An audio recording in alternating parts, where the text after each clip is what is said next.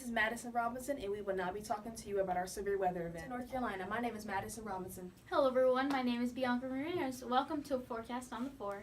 Today, we will be taking a windy journey back to Hurricane Isabel back in 2003.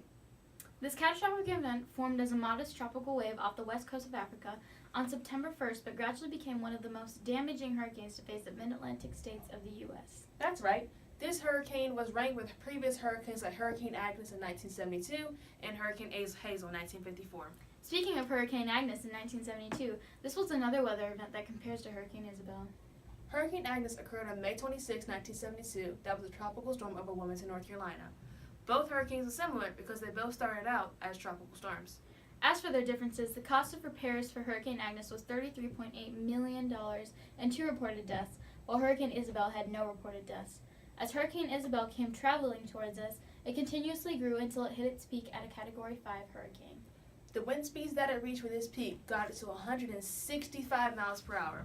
When Isabel was still at sea, it dwindled and grew up to a Category 5 3 more times. Fortunately for us here in North Carolina, the wind shear and dry air allowed for Isabel to lower to a Category 2 hurricane when it hit the Outer Banks on September 18, 2003. Although that is still one powerful hurricane, we were much safer than we would have been with a Category 5. Speaking of safety, this is the perfect time to discuss how important it is to abide by the warnings of an evacuation. First of all, it is very essential to always recognize the amount of danger that can occur if you don't evacuate when it is recommended. So why is evacuation so important? One of the main concerns that at the time that Isabel was going to hit was the increasing northwest winds and the rise in water levels around the Neuse and Pamlico rivers, potentially rising 8 to 10 feet above the normal level. Another concern that came up was that the storm surges were expected to occur around the Outer Banks and were expected to be 6 to 8 feet above normal. Adding on to what Madison said, in Wilmington the storm surge was expected to be about half to 1 foot above the normal for residents. Although this sounds very scary, some would argue that the damage was somewhat minor. On the barrier islands, there were shattered roof shingles and some siding was also lost.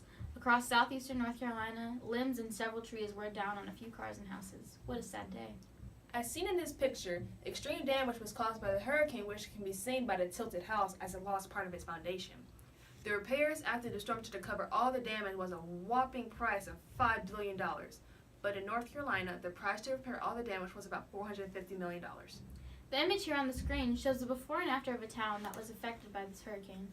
As you can see, the town was flooded with water in most neighborhoods and even reaching as tall as the heights of most of the trees. With any hurricane, the people living in the neighboring cities are always affected the most. Many people suffer property damage from high winds and flooding. Fortunately, there were no deaths or injuries reported. This is Bianca and Madison reporting to you live from Wilmington, North Carolina. Stay safe and stay breezy. Thank you for listening to our severe weather event. We will now be moving on to our 5-day forecast. I'm Bianca Ramirez. I'm Madison Robinson, and we are forecast on the 4. So first, we can start off with the current conditions of May 2nd. So today we'll be experiencing a high of 79 degrees.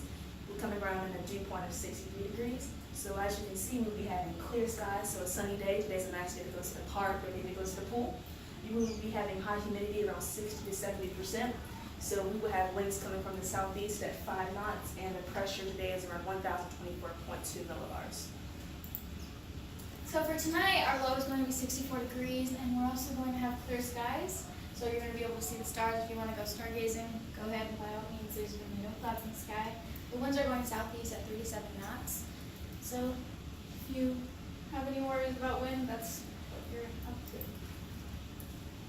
to. Okay, so here we have our current surface map. As you can see, we have a line of thunderstorms coming in with this cold front and this stationary system here. Lots of stationary systems up above us with lots of low pressure, meaning that we're going to have a lot of rain. This storm seems pretty strong, so as it comes in, it's probably going to come in a little bit later during the week.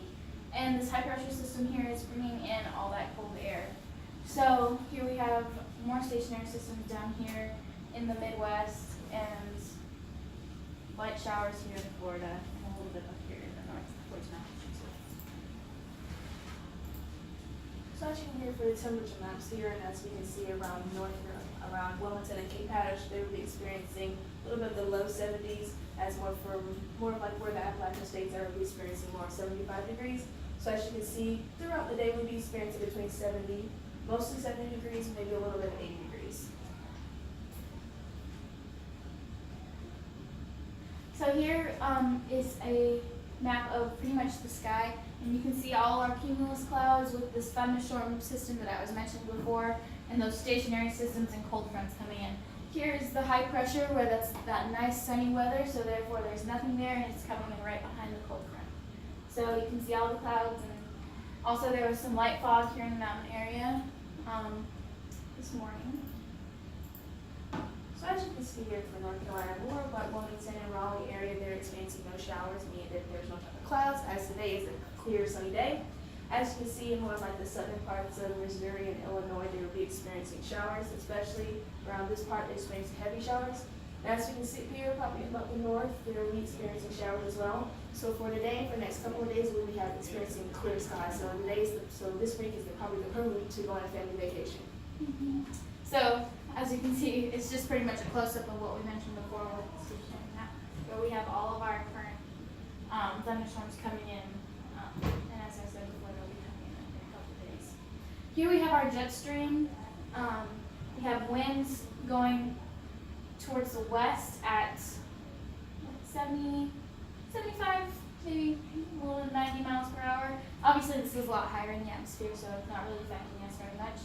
And as you can see how the curve of the jet stream is like that, it's also going in line, again, with the thunderstorm system that's coming in and the high pressure and all those other factors that are going to be affecting our weather in the next coming days. So here we have our SKU-T chart, and pretty much this is just what we have this morning.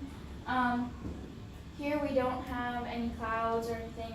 Here we might have a little bit of fog, some cloud coverage here, but overall we have some pretty clear skies, and there's not very much wind change.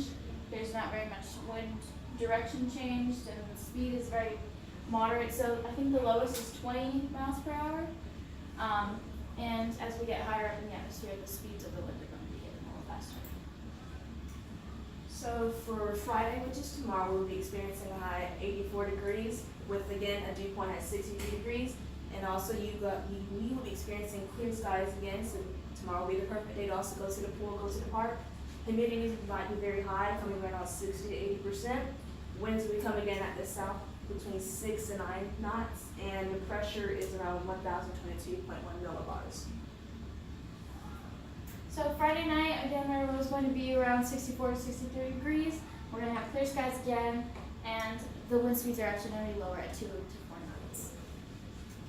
And here's actually our broadcast for the next 5 days. So as we can see on Saturday, which is, you will be experiencing a high between 86 and below 69. The weather will be an overcast, so expect to see cloudy skies, meaning a very gloomy day.